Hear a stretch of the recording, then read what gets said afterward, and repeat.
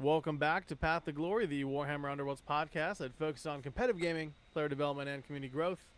This episode was made possible by our patrons. Thanks to everyone who supports us. If you are interested in supporting the podcast monetarily, please check us out at patreon.com/Path to Glory. If that's not possible, we still appreciate the listens and the ratings. This is Aman Kusro, and as always, I am joined by my hungry co-host, Jonathan Davis. Hello. How How's are it you going? doing? Good. Good. Ready to review some universals. Yeah, back-to-back podcast recording this evening. If you've been keeping track with some of the comments we've been making throughout the podcast this week, you'll know that we've got a lot to cover. So we're going to dive right in today. In today's episode, we will be covering the universal cards that come with the Crimson Court Warband. We're going to start with the universal objectives, jump over to power cards and gambits, and then end things off with upgrades. As always, we'll pick our favorites, talk about what they mean for the meta, and share our thoughts. So, not any news or questions to answer this time around. So I'm going to go ahead and start things off with Channeled Hunger. Score this in the end phase if one or more friendly wizards with one or more hunger counters is holding an objective. Jonathan, what do you think? I think this is okay. It seems like a wizard card to me. I mean, not a wizard, a vampire card to me. If you were going to take it, I think it would be for them, but it's not very good for them. So. Yeah, exactly. I mean, maybe if you can do some Cursebreaker Hunger shenanigans, because there's some spells that can grant you hunger as well, this could be a good option for you. Lost Pages, passive build. There's also a Universal card that gives you a glory at the end of the round for holding an objective. Yeah. So maybe you can do like a Hidden Purpose or the one Surge with Rastus and Emis. Maybe this could hook you up and maybe score you multiple cards at once, if that's something that you're trying to do. Yeah. Yeah, maybe. We also get a little bit of a preview, I guess, for the Orc Warband there. I guess if we didn't already know that was a wizard, I guess it probably is. Yeah, he is shaking that belly. Yeah. Yeah. The next card is Disastrous Hunt. Mm-hmm. Score this in the end phase if two or more enemy hunters are out of action. Yeah. I like the little text there. Pathetic. I like this one. I think there's a lot of hunters in the meta right now, and I guess there are ways to make some people hunters, so I think it's worth thinking about, but a bit of a meta call, I think. Yeah, I definitely think if if you're playing a Grimwatch a lot in your local meta or maybe in the competitive scene, online or in person, lots of vampires running around, lots of wild hunt.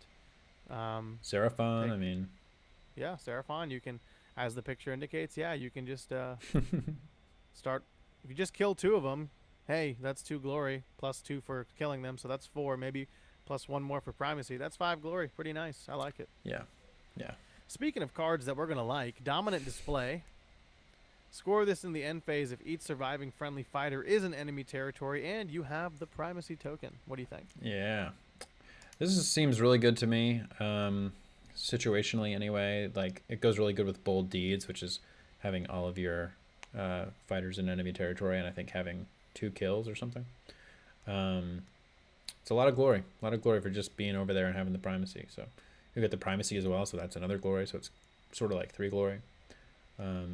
It's interesting. I think this will have an effect on the meta in that the warbands that take it will sort of have to go in enemy territory. So that's pretty interesting. Yeah, it's super interesting. I mean, like, the Wild Hunt and Rippos can score a lot from being in enemy territory, right, and being hunters. So, and Disastrous Hunt can maybe combo in with that if that's the synergy you're going for. Mm-hmm. Interestingly, I don't think you could do this very well with Rippos because of the way that you deal damage in that warband, until it's later stages of the game. But for Crushes, this is stupid. Stupid good. And for a bunch of warbands, really. I mean, Magor's Ravagers.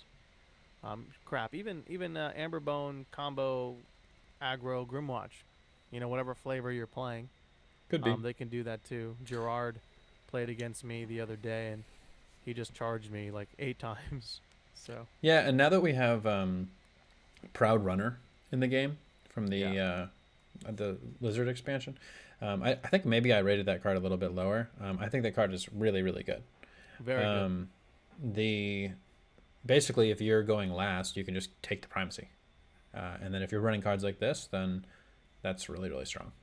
So, Yeah, that's a really good point. That's a really good point. You can just make a last minute ditch with like your like slower fighter, run to enemy territory, steal a counter, boom, yeah. three And if you glory. know Crushers are running this, then you get to go last, then you just take it from them. And they're not going to score it. Exactly. So, Exactly, and then you give up. yeah. You actually take away 3 glory. It's a big swing. Yeah, good shout there. Yeah. Very good insight. Next card, Fatal Underestimation. Surge. Score this immediately after a friendly fighter's attack action that takes a target out of action if the target had one or more supporting fighters. Yeah, this is okay. It's just a little bit too complicated, a little bit too situational. So I don't know if we'll see a lot of it. Yeah, we've seen it in the past and no one took it. So Yeah. lots of good surges that involve killing that aren't that hard. So you're absolutely correct. Next card, Leveling Strike, Surge Hybrid. Score this immediately after a friendly fighter's attack action, which takes an enemy fighter with a higher wounds characteristic than each surviving fighter out of action, or takes the enemy leader out of action. What do you think? Um, this is just a very but I guess let's look at the first part of it. It's very situational. It looks like there has to be a single enemy fighter that has the highest wound characteristic on the board. So in a lot of games, that just won't be the case. And even if it is the case, that fighter is probably the hardest fighter on the board to kill, right? It's not awful because you could also just kill the enemy leader, but we've talked about we don't really like those kill the leader cards. So just a little bit too much going on there. Yeah, for those of you who might not have heard some of our previous episodes, in Underworlds, if you can kill the leader, you shouldn't have to wait for a card to score, or maybe you've already killed the leader and you scored later, or you can't score it later. So I guess the nice thing about this one is if you did kill the leader early, then maybe there would be another way to score it later by killing the highest wound fighter. But because it seems like it has to be the single fighter with the highest wound characteristic, it seems a little bit limiting for that reason. If it was any fighter with the highest wound characteristic, like anybody, if it was a 4, anybody with 4, then it would be a great card. But it seems like it has to be the one. Well, think about it this way, right? You play against Crimson Court. Yeah. You kill, you kill Prince Duval early in the game. Does that mean you wait for Gorath the Bloodthirst? What if he doesn't? Then you just have 3 other 4-wound fighters, and I guess you could wait for a Great Fortitude. I mean, maybe that's what you're saying, which I get that. I mean, the fact that we're reaching so far for this card probably means. Yeah, let's go to the next one. Magical Mauling Surge. Score this immediately after a friendly fighter's spell deals 3 or more damage. What do you think?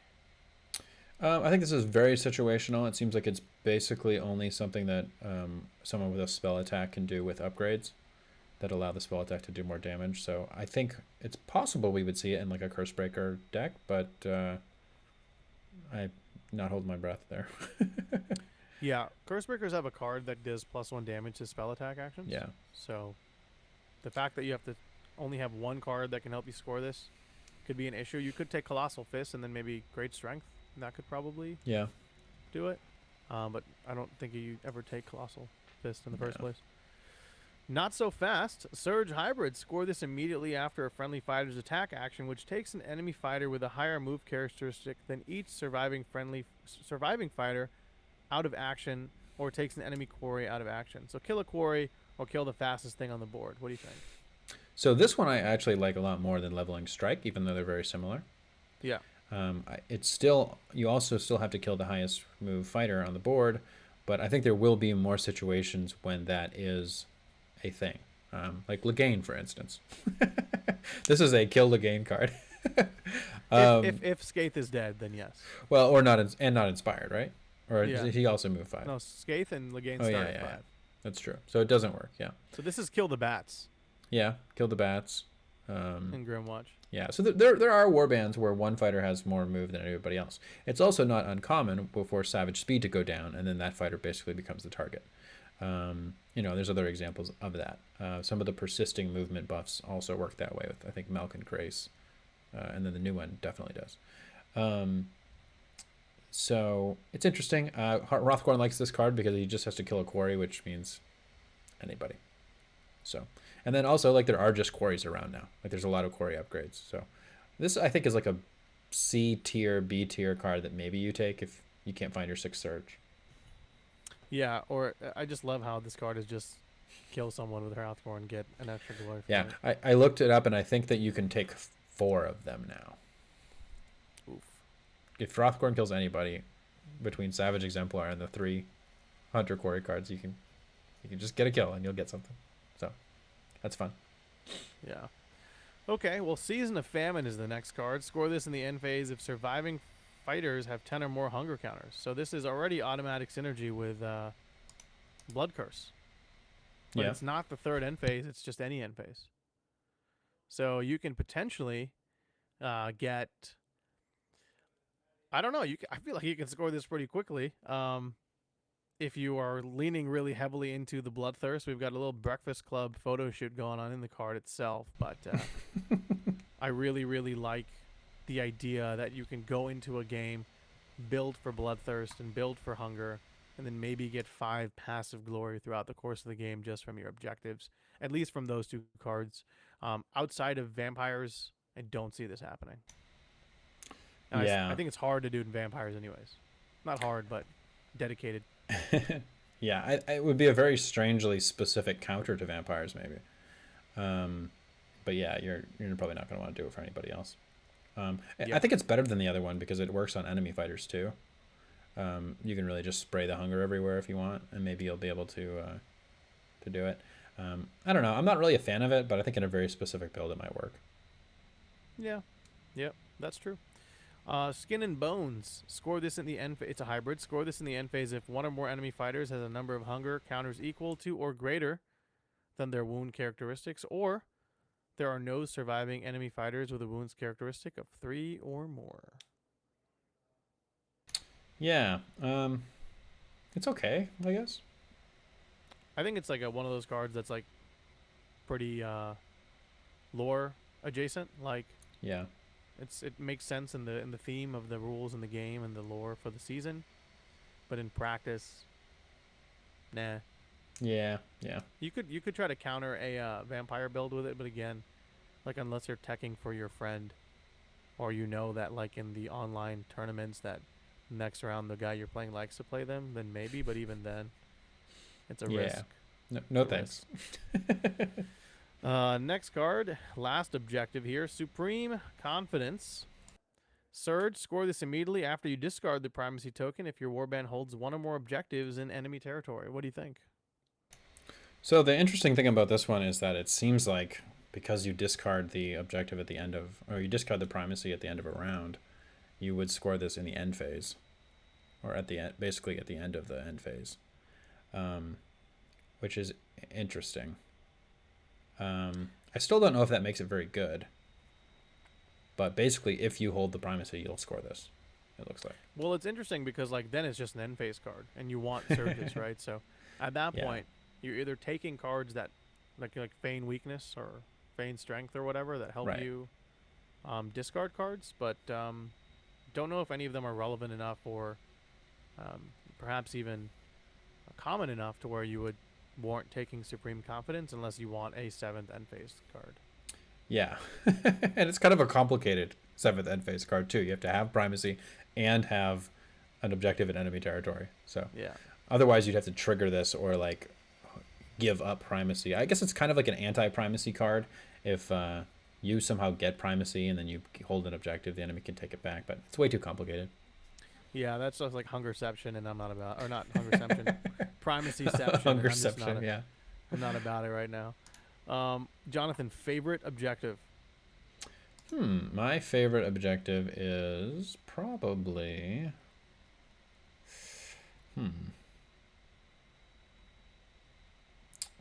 probably Dominant Display is the obvious winner there. I'd say these are relatively weak in general. Yeah, I think whichever one you were going to pick, I was going to pick the other one. So Disastrous Hunt is a really good card for aggressive stuff. But I also do like Season of Famine only because the Breakfast Club is going strong there. Yeah, and then Not So Fast would be my second, I guess, because it's at least playable for Rothgorn, and maybe you could play it for somebody else. But. Sure. Let's start with the gambits. You want to go ahead and take these? Yeah, so the first gambit is, I guess we'll start at the top. Invincible Aspect. It is a gambit spell. It goes off on 2 channels. If cast, choose 1 friendly fighter within 2 hexes of the caster, heal 2 the chosen fighter, and gain the primacy token. Cursebreaker card because they have innate channels. Yeah. Very hard to Yeah. do outside.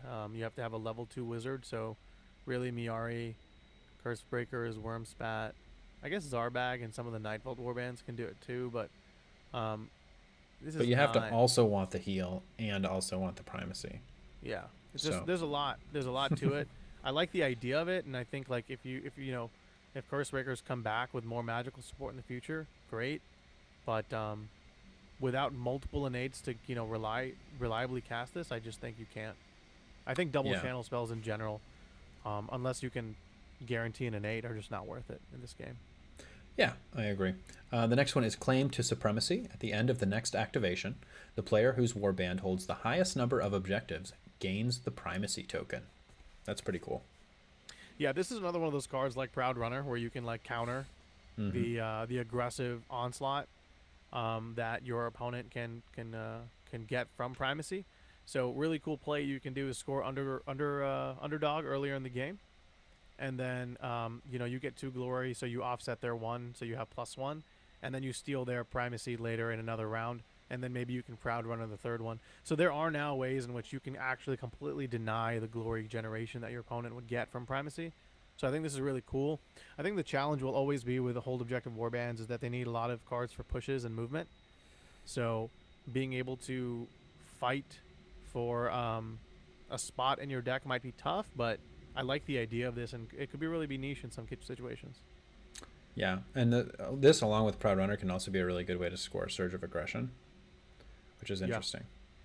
As we get more ways to gain the primacy token, other than just killing people, um, Surge of Aggression becomes a better and better card. So yeah, it's interesting. It's also kind of cool that, like, basically when you play it, you obviously will only play it when you know who's about to get the token. But you could theoretically give your opponent the token with this card and then score underdog or something. So it's very yeah. versatile. Yeah. Lots of plays to it. The next one we talked a little bit about in the vampire episode. It's called Bountiful Bait. Each fighter with 1 or more hunger counters is a quarry and is on guard. This effect persists until the end of the round. Yeah, Outside of vampires, I don't think it really has that much utility. yeah. Unless like Magic Hunger becomes a thing, then again Yeah. maybe Curse Breakers. Well, Stormsire on guard is cool, but Amos and Erastus technically are already taking advantage of the dodge side of the die. So yeah, this is pretty much a vampire card until further notice. Yeah, and like I think it's only worth it if it's going to make like 3 or 4 fighters go on guard. So Yeah, the next one is Blood-Soaked Ground. It is a reaction. Play this after an attack action or gambit that takes a fighter out of action. If that fighter was in the same hex as a feature token, flip that token. If that fighter was an enemy fighter, gain 1 spent glory. What do you think about that? yeah. It's a super cool card. So if you're trying to do feed the base grave, this is really cool. If you're trying to play an aggressive warband and you are trying to tech against some of the objective warbands in the meta, then you can kind of take this card, kill an enemy fighter, flip a token, not only gain a glory for killing the fighter, but then gain another spent counter as well, and maybe gain a second spent counter for primacy as well. So the glory train can really explode with this card. But additionally, I think it's a cool piece of tech. And even if your own fighter dies because your opponent's trying to kill your fighters to get to the objectives, you can just flip it. Um, as just like a big middle finger to your opponent, which is pretty cool. Yeah. Yeah, I think it's pretty interesting that you can get the spent glory as well. So it's cool. It's cool. We'll go to the next one. It is Narrow Passage. Choose 1 enemy quarry with 1 or more upgrades. Pick one or pick 1 opponent. That opponent chooses 1 fighter in their warband with 1 or more upgrades. Discard 1 of that fighter's upgrades at random. I'm not really sure how they want you to determine the random. I guess you maybe pick the cards up and have the other person pick. Yeah, it would just be Something like, that. yeah, just say Yeah. like, whatever, like pick one of these 3 and shuffle it, Yeah. whatever. But it's a cool card. It reminds me of what's that primacy one where it's like Lost in Reflection. Yeah. It reminds me of Lost in Reflection where you would essentially, the problem is like how can you guarantee the opponent is a quarry unless you're popcorn? So for Hofgorn, this is pretty interesting because you can just blow up one of their upgrades. But otherwise, um, I don't know. I don't think it's worth it. So I think that this card may be worth it in some builds. I think it's very powerful when you're able to get it to go off. Um, I think there are. I think there are situations. I mean, I think it's pretty good even without the quarry because if you put your first upgrade on, Yeah. and I have this card, I'm just going to take your upgrade away. Yeah. And even if you put 2 or 3 upgrades on, like I'm still going to take something. And I Yeah. feel like upgrades are so good right now in the game that could very well be worth it. Yeah, the moment you started saying, "Well, actually," I was like, "Yep, yep, yep, I see it," because it's the same effect almost as like daylight robbery, where you get that first glory and you're like Yeah. ready to go, and then you like want to spend an upgrade, but then you can't, and it bricks your whole hand. Well, this can do the same thing. Um, so yeah, it's actually kind of scary card. Yeah, the quarry thing is really just like a bonus for later game when that way you are able to pick the specific fighter that you want because Yeah. maybe they're a quarry. But early game, it's real strong, I think. So, um, kind of cool. The next one is momentary match. It says perfect for those looking for an unfair fight. Choose one enemy fighter and one friendly fighter until the end of the next activation. Set the chosen friendly fighter's move, defense, or wounds characteristic to that of the chosen enemy fighter. It's pretty interesting. So this is really cool because if you have an opponent who's like, so this is interesting. So you can have your friendly fighter like, so if they've invested a lot of upgrades into making a fighter very defensible, or like maybe Mollog, right? Or a Krusha, and then you're just like, hey, Yeah. momentary match. The guy you're trying to kill is now just as hard to kill as you are. I think that's kind of funny. I think it can be pretty niche. It can actually stall or brick your opponent's game plan as well. So that's kind of cool. Keep in mind that this says set the chosen friendly fighter's move, defense, or wounds characteristic, and you have to pick one of the three. You can't just pick all of them. So obviously, if you're playing against Mollog, just make your wound 7. Maybe if you're playing against Autopodal, make your dodge 3. Um, or if you're playing against like Anais, maybe you can make your move 6. Depends on what you want. But this is an extra way for you to gain benefit, and I really like how it's different every game. So it might not do the same thing you want it to every game, but the option that it presents is cool. I think it's a niche card. May not see a lot of play, but when it does, I think it's gonna be really fun. I think it's particularly good for the really slow war bands. That was something that I think Tommy pointed out earlier today. If you're playing the skeletons, this is most likely a +2 or +3 move to their movement. Same with chosen axes, Yeah. So that's kind of neat. The wounds and the defense one I think are a little bit more situational because the opponent can always switch the fighter that you didn't pick, switch to another fighter. But there will be times when there's obviously one fighter they need to hit. So it's interesting. What do you I don't know mean how switch much. the fighter? I'm not really understanding. Oh, I mean, like if they have 2 targets, this isn't really that useful because you can only like if they're about to kill 2 fighters, you can only increase the wounds or defense of the one that you picked. Right. But Yeah. ideally, that you pick the more important one to your game plan.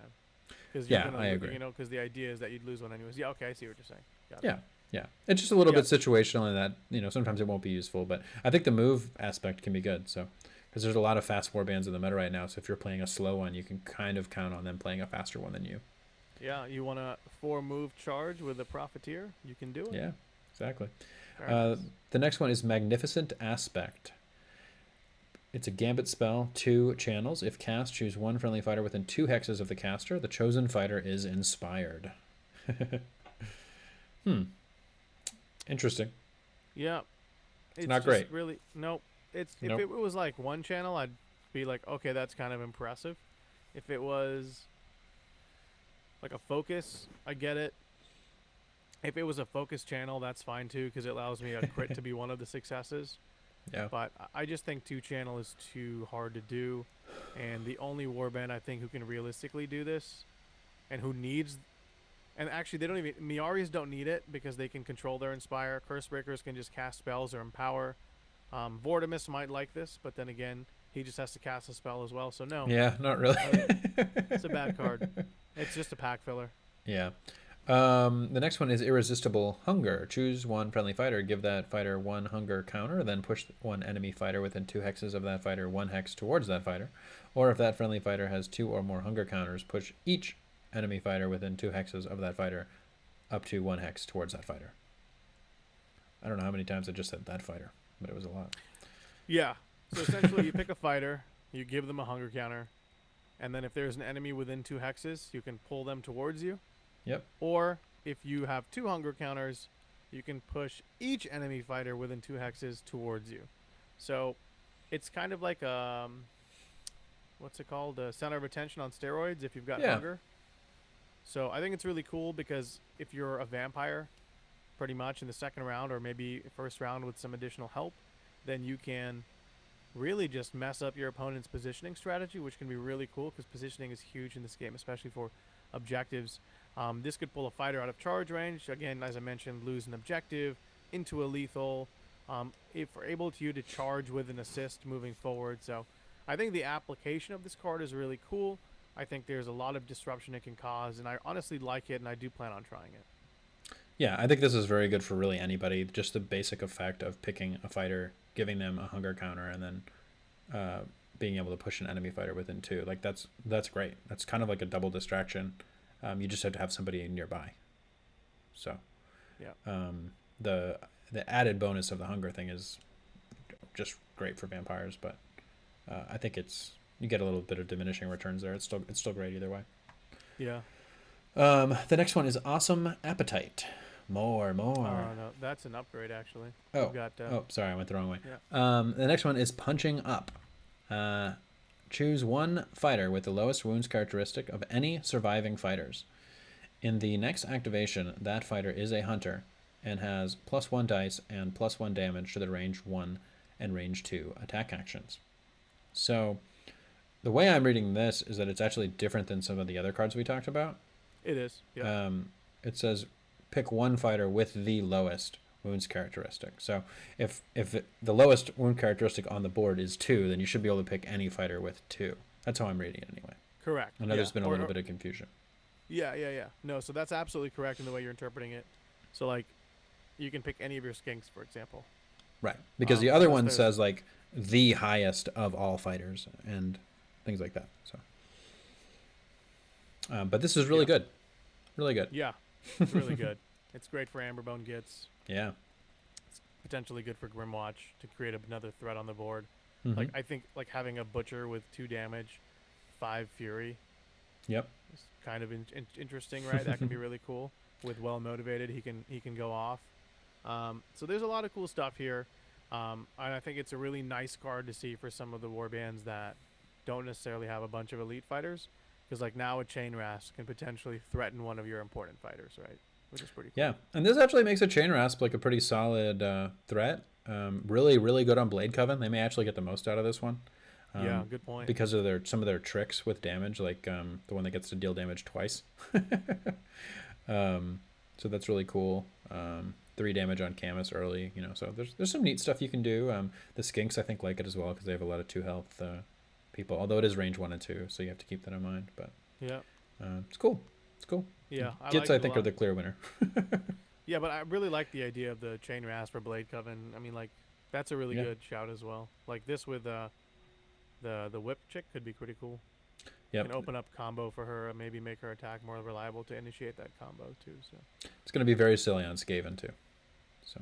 Oh my goodness. It works on the black hunger Black too. Hunger. Yep. Jeez. It says in the next activation. Damn. Oh boy. The next one is Taste for Power. A taste is never enough. Or just a taste is never enough. Give 1 hunger counter to each surviving fighter in the warband whose player has the primacy token. So I think the only reason to take this is for vampires, but it does kind of open up hunger to you if you wanted to do it. Yes, absolutely correct. Obviously clear winner, Crimson Court, but if you have any sort of hunger mechanic or hunger cards that you thought were kind of cool and you want to try or think you might add to your strategy, this is like the hunting season of hunger. You take this to open up that for you. Yeah, that's a good way to look at it. So that is it for the Gambits. Did you have a favorite one? Oh, man. I know which one you're gonna pick, so I'll let you have that one. Oh, do you? I well, I think there's a couple good ones in here actually. Um, so you know what? I'll pick one. We'll pick two each. I'll go one, then you go one, and then I'll go one, then you go one. How about that? All right, all right. So I'll start with Blood-Soaked Ground because I think that's a really niche card, and that can Yeah. do a lot of cool things. Mine, I think, is Narrowing Passage. I think that'll be my first one. Yeah, I had a feeling you were going for that one. Oh. Yeah. Irresistible Hunger is probably another cool one for me that I'd like to highlight. I think that's a really cool card for the Crimson Court, and because we are doing, Vampire Week, I think it'd be really cool to see that. Yeah, yeah. I guess I'll take Punching Up. It's. I think we're gonna see a lot of that one. So. Yes. Yes. Speaking of vampires, we haven't had a pun in a while, so pun time. Why doesn't Dracula have many friends? Why? Because he's a pain in the neck. Yeah, he is. Upgrades. Okay, I love the card art on this first card. Armed to the teeth. You can never have too many weapons. This fighter's range 1 attacks have knockback 1. This fighter's range 2 attacks have ensnare. This fighter's range 3 attacks have cleave. What do you think? I think this is a cool card. I think there are some warbands that this is pretty solid on. I think you particularly want the last two. I don't think knockback's usually that great, but it can be good to get somebody in a lethal or something.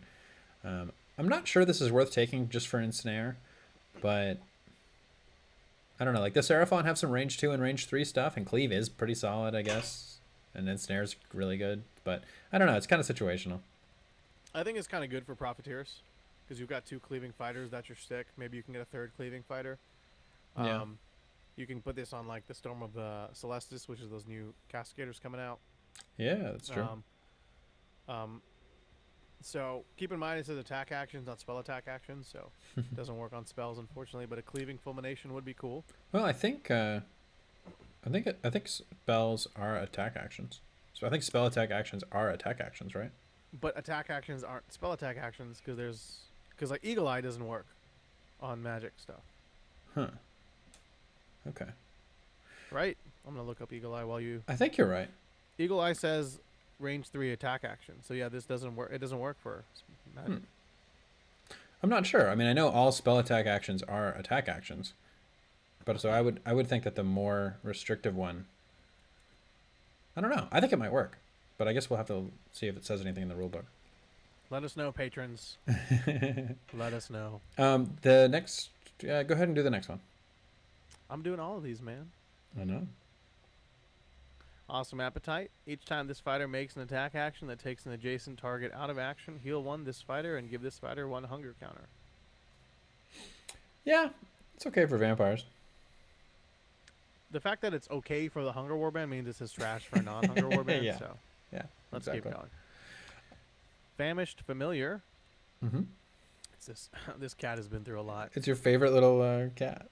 No, Or maybe that's not the one that... That's not Legane. That's not the evil Nurgle cat either.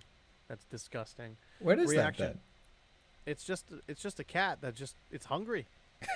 then? Okay. All It's right. a hungry cat. It looks like it's a little crazy too. Reaction: after this fighter's casting roll, deal 1 damage to this fighter and give this fighter 1 hunger counter. If you do, you can reroll 1 dice in the casting spell. That's actually pretty good. Like being able to reroll the casting spell does that is something that we don't have a lot of, I think. I agree, But but I don't know if it's worth 1 damage. Yeah, I mean it is nice that you get to see if you need the reroll to make the damage. So, but I think maybe the biggest reason that I wouldn't take this right now is I don't know if there are a lot of spells worth the reroll. You know, but I don't know. Nice to have it in your A fulmination maybe, option, I but guess. even then, I don't know. Yeah, I mean there are times when an attack would be worth taking some damage if it was to go through. You know. Yeah. But I don't know. Next card, Master of Ways. Action. Discard the primacy token. If you do, place this fighter in the same hex as an objective token. Then give this fighter 1 charge token. If this fighter is taken out of action, discard the primacy token. So you can discard the primacy token and teleport. Yeah, I think it is a powerful effect. I don't love that it's an action and it requires you to have the primacy token. Yes. So I think it's just a little bit situational. I could see maybe a Mollog taking this if as like a getaway card. Because like previously they've used that in like illusory fighter or something like that. I mean, I could see a situation where maybe you really want to get away, but I don't know. That's about it. Yeah, I feel like this is a balanced Fanway crystal, Yeah, kind of. Maybe even like undertuned. So yeah. Like objective warbands probably won't want this because they're not going to reliably have the primacy token. yeah, So that's the problem with that. Yeah, unless you feign strength, that's true. Yeah. right? Prey Bond. This fighter is a quarry. If this fighter is a quarry, when this fighter is the target of attack action, this fighter is considered to have one additional supporting fighter for each other surviving friendly quarry.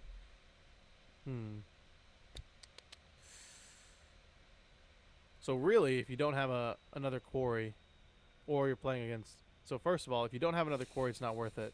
But if you're playing against Hrothgorn, this could be pretty good because you get double supports, right? Right. Yeah. Yeah. I mean, it's kind of like what was that? Bound, Soul Bond, whatever Soul that. Bond. Yeah, it's kind of like that, and that was a really good card. But you just have to have the quarries. So, I guess the warbands that already have a quarry in them, like Seraphon and Dread Pageant, could consider this a little bit. It does say each other, so it doesn't work very well on those fighters. But I don't know. It's not a bad effect if you have it set up. It's just there's probably better stuff. Well, you could stick this on Glissette, and she becomes even harder to kill. Yeah. You know, Yeah. so like it's depends on Yeah. how much you want to invest in a Glissette. Which, by the way, she looks great in some of these cards. The card art here, I love how they kind of favor certain fighters because Glissette is awesome. Yeah. Next card, Prey Scent, looks like Headcracker just farted in the card art. This fighter is a quarry. If this fighter is a quarry, the fighter can make the following reaction. Reaction. After an enemy fighter's activation, if that fighter is 2 hexes from this fighter, or if that fighter has 3 or more hunger counters, push that fighter 1 hex towards this fighter. What do you think? Um. Hmm. I think it's just a little bit too hard to do anything with. I think it is powerful on a very like this would be a powerful card if you put it on Hrothgorn. Because anybody that moves around him, he would be able to push near. But they know it's coming, so they just don't move near him. So I don't know. Well, some fighters are unavoidable, like Mollog, right? Or maybe Right. like a Morgok, perhaps, or some other fighter that's really frustrating. So Yeah, that's true. this could be cool. You could even stick this on like an aggressive fighter who's like jumping in enemy territory, and then just start Right. yanking fighters around. Yeah, and you can also put this fighter in the middle of like some objectives that the other player may be trying to get to, and they basically can't. Yeah. Because they move on, and then you just drag them forward. So. Yeah, I agree. Interesting. It's interesting for sure, for sure.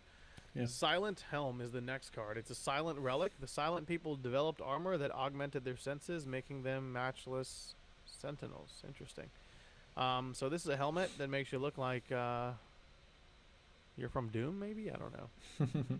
This fighter is a quarry. If this fighter is a quarry, each time this fighter is the target of an attack action, 1 crit in the attack roll is considered to be a success instead. If this fighter has 3 or more silent relics, you can reroll 1 dice in this fighter's defense rolls. Oh man, silent Mortis relics, silent relics. What's going on? What do you think? I think this is pretty powerful, particularly for warbands that have 2 defense dice, because if you can sort of guarantee that the enemy isn't going to crit you, then you have a pretty good chance of blocking those attacks. Yeah. So I think it's pretty strong. I'm not sure if it's strong enough to take it on its own. It might be, particularly on some kind of build that's like really focusing on one fighter. But depending on what the other... I don't think we have any silent relics yet, do we? This is the first one? I think this is the first one, yeah. Yeah. So depending on what the other ones are, those bonuses might be worth going for. 3 is a lot of upgrades. So I guess we'll have to see. But this is another one I want to do the math on and see like what does it do to the overall effectiveness of durability for different fighter stats. I mean, essentially, if your opponent as long as you crit, you win. Right? Crit in defense. Yeah. Yeah, but there's also, I mean, yeah, yeah. Yeah. I would be interested in the math though. You know, I see what they you're could saying. single crit you, and then you could block them. You know, so Correct. Correct. Yeah, that's fair. That's a good point. I think it's probably a pretty big increase in durability, I particularly think if so you too. have 2 defense dice. Yeah, I think so too. It's great on Autopodal. yeah, Great on the Briarqueen. Great on Varklav. It's a good card. yep, Great on an Inspired Clackdruk. Yikes. yeah. I mean, pretty much anything that makes your opponent's attack fail is going to be useful. So it just depends on like how often it's going to do that. So have to do some math. Okay. Well, next card is Soultooth Dagger. Yeah. This fighter is a hunter, range 1, 3 fury, 2 damage, plus damage on a critical hit, plus 1 damage on a critical hit. You can reroll 1 dice in the attack roll if the target has 1 or more move and or charge tokens. It is a pretty good card. It reminds me of Shade Glass Dagger from Shadespire. Yeah. So 3 damage. If you roll a crit, not too shabby. Great for some of the weaker fighters or weapon caddies out there. Skaven, Grimwatch, Chainrasp, Yep. Skinks. Even if you have a good fighter, maybe you can't get to 3 damage off your Velas. Stick this on there. She does 3. Yeah, and it has a very high chance of rolling that crit too because of the reroll. So if you have the reroll kicked in, I think it's something like a 44% chance or something like that. Yeah. Yeah, maybe even higher, maybe even like 48 against 1 dodge, something like that. So very, very good. I think that we'll see it for the warbands that want weapons. I think this is the best Soul Tooth weapon so far. Yeah, that and the spear I think are really good. But the spear only because the range. Yeah, I like the javelin too, I guess, but Yeah. I think the damage is what you end up taking. Starvation's Grip Mm-hmm. is a next card. If this fighter has 1 or more hunger counters, this fighter cannot be pushed. Yeah. What do you think about this one? So I guess I'm just going to assume it's only good for the vampires because I think that's the case. And I think it's actually pretty good for them if you're doing bloodthirst stuff, which I think you will be, because they can't go on guard. But really, the main reason you want to be on guard, I think, nowadays is because you don't want to get pushed. Right. That's like at least half of like the amazingness of guard right now. Yeah. So I think you could think about it. Yeah, I think you could too. Ultimately, I don't know if it makes that top 10 though, but Yeah. certainly something you can consider. Tremendous Maul is our final objective here today.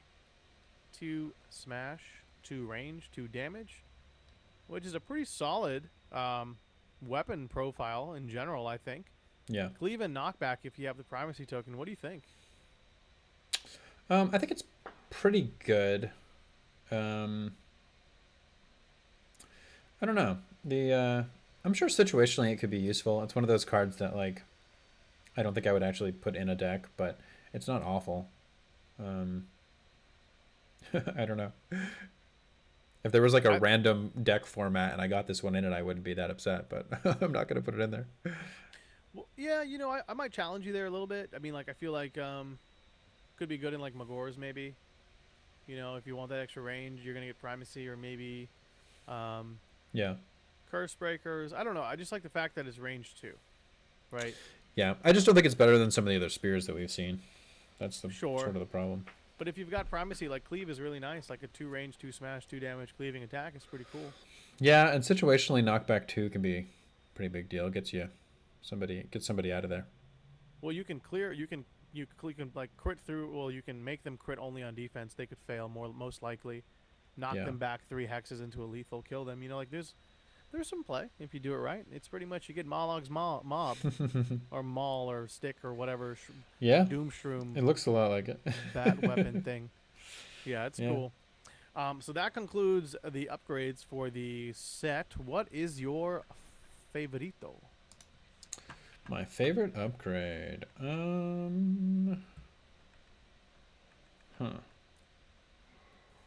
This is a difficult one. Yeah, there's a lot of niche ones in here. I think there's one good. There's like 1 or 2 that I think are pretty solid, but Yeah, maybe the Soul Tooth Dagger. yeah, there's I nothing think wrong with. I think I'm picking gonna give that one a try. There's nothing wrong with picking clearly the best one. There's nothing wrong with that. There's nothing wrong with that. The Silent Helm's okay too. Silent Helm is cool. I think if I had to pick one, I'm just gonna go off card art here, armed to the teeth. That Yeah. guy looks like he's been through some crap, and he's like, I am ready to go. I got a cape now. I've got 2 close combat weapons and a bow, in case you're trying to mess with me. That's really cool. I think from a gameplay perspective, probably the helm, Yeah. Silent Helm. Yeah. Yeah. I Interesting. do like them all though, but maybe I like them all more because some of it's like some of the cards it's competing with for in this particular expansion Yeah. aren't as immediately attractive to you. So Right. What cards in this expansion do you think will see play or have a noticeable effect on the meta? ooh, loaded question, but I'm ready for it. Dominant Display, I think, is the first card I think you're going to see in a lot of aggressive decks. Yeah. I think you're going to probably see Disastrous Hunt if you're playing into a lot of hunters, which a lot of the good warbands right now have plenty of hunters. That's, I think, what I would pick from the objectives, from the gambits. I think Blood-Soaked Ground has some play, for sure. Irresistible Hunger is a vampire card, so maybe we won't touch that. Momentary Match, I think, is cool. I think you convinced me that it's really good for slower warbands, so that could be a meta-defining card. Maybe if you had that for Chosen Axes, Yeah. your games could have been more like to your game plan this past weekend. It would have been nice to have in the Rippers matchup. Yeah, Yeah. Because at worst Hunt- it's Spectral Wings. exactly, yeah. Punching Up is another cool card. I think we're gonna see a lot of that one. Yeah. Yeah. I'm gonna try out narrowing passage for sure. Yeah, I definitely think it's a good card, but it's more of like a spoil my opponent's game plan card Yeah. versus like a help me do my game plan card. So there's always a interesting trade-off there. And then I guess Soul Tooth Dagger and Silent Helm. So 2 each, Yeah. I think so 6 cards in total out of 30, which isn't bad. And those are the ones that I think are obvious. Right. We haven't even talked about the cards that are really good for one particular warband. Right. Or Yeah. There's a maybe- number or, of those. So Yeah. Particularly the vampires, I think, will consider a couple of these hunger cards, and there's always the situational one that surprises you or ends up fitting what you need for a deck. So. yeah, I will just say I was looking at the vampire cards again, and pretty natural speed. They look like Thundercats. I don't know if you can see it, but it just reminds me of Thundercats for some reason. I'd have to go back to that one. Yeah, Yeah, they seem to be doing some interesting poses there in their some of their art. They're just upset, and so they have to pose because that's how much angst they have. Yeah, makes sense. I dig it. Speaking of angst, where do college-age vampires like to shop? Oh no. I want to say it has something to do with Hot Topic, but Forever 21. oh god. Yep. It's not bad. You No, complain they're all like bad. it's really bad. They're all bad. They're not. I think puns by definition are pretty bad. We did have one Patreon question for this one from Godshorn Gamer. Do you think do the Universals do anything to stop the aggro surge in Dire Chasm? What do you think about that? No, they augment them just because Dominant Display is there. Yeah. That's just one card alone that just keeps the train going.